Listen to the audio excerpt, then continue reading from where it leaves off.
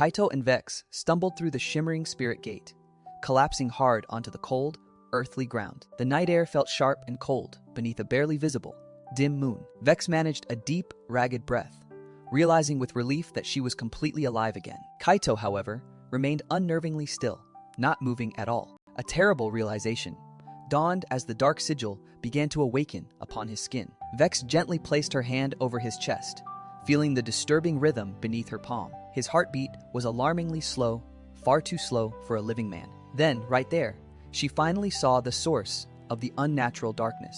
A brand new sigil, black and swirling, like living ink, was burning itself onto Kaito's skin. This horrifying mark pulsed with a palpable and dangerous energy. Vex whispered in pure horror, unable to fully process what she was seeing. She choked out the ancient name.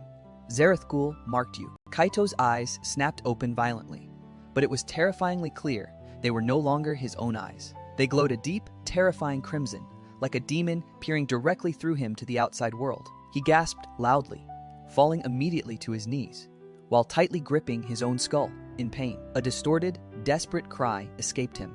Vex, run, get away from here. His voice was warped, layered with the undeniable, deep growl of the possessing entity. The demonic whisper began to take root as Kaito's mind was invaded. Within Kaito's consciousness, a vast and terrifying dark void ripped itself open. Zarathgul's enormous, shadowy face began to form menacingly within the deepest shadows. The demon mocked, saying, "Your soul is incredibly strong, a much better vessel than that girl ever was." Kaito struggled fiercely against the spiritual intrusion, trying to summon his inner warrior discipline. He grit his teeth and managed to project a defiant thought. "You won't control me." The demon responded with chilling, echoing laughter that shook the very confines of Kaito's skull.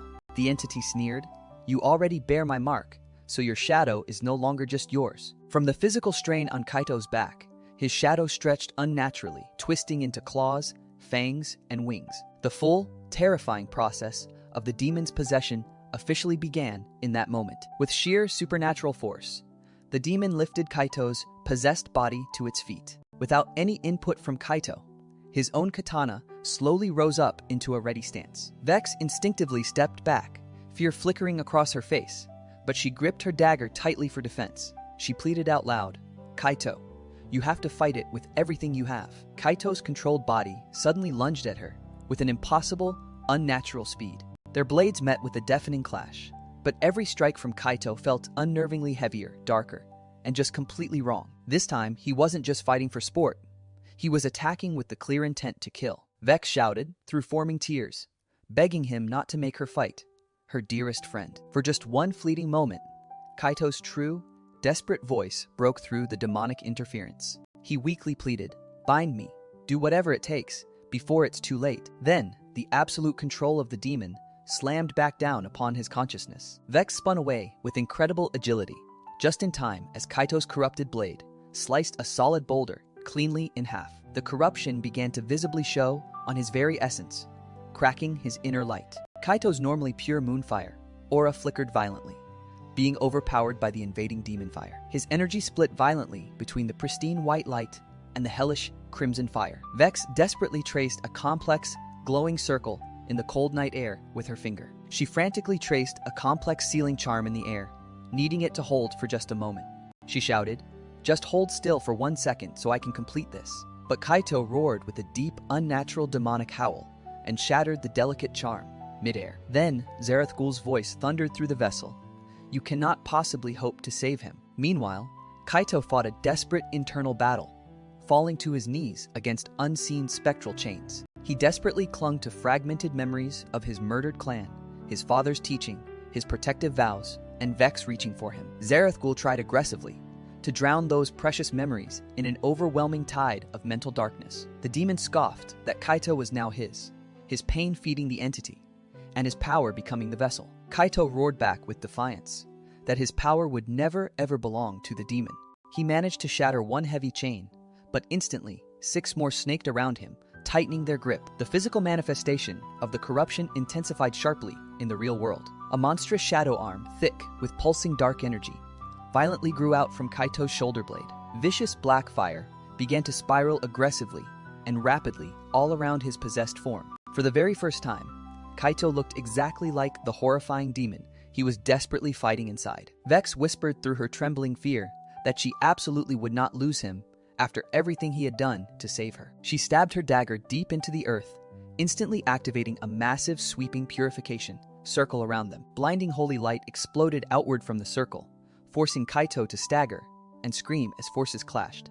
She knew one last, desperate act was required to pierce the dark hold and reach his fading soul. Vex stepped bravely right into the intense purifying light and tightly hugged him, even as his shadow arm clawed savagely at her back. She whispered directly into his ear, a simple, heartfelt plea. "Come back to me, Kaito." With perfect timing, a single, heartfelt tear fell directly onto the center of the burning demon sigil. The dark mark immediately hissed in agony and began to audibly crack and splinter apart. Inside Kaito's mental space, Zareth Ghul recoiled violently, his form shaking with fury. The demon screamed in disbelief. No, her soul was mine.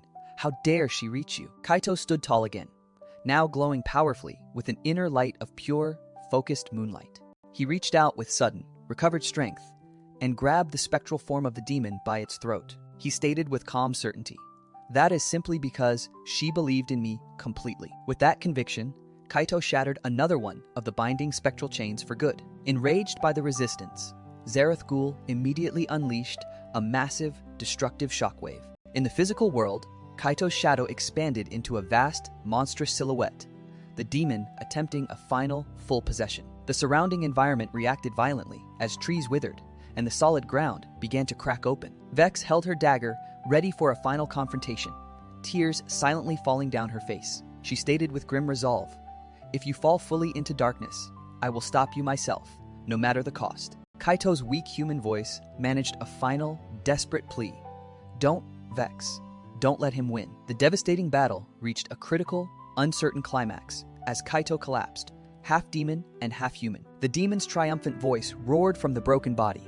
"When the next moon rises, he will be mine completely." Vex knelt immediately beside him, clutching his limp, cold hand tightly in hers. She knew her only remaining chance was to find the lost artifact known as the Moon Seal Core to save Kaito's fractured soul. But time is running out for this desperate quest, as the demon's hold grows every moment. Time is critically short as Kaito continues to slip away into the abyss of possession.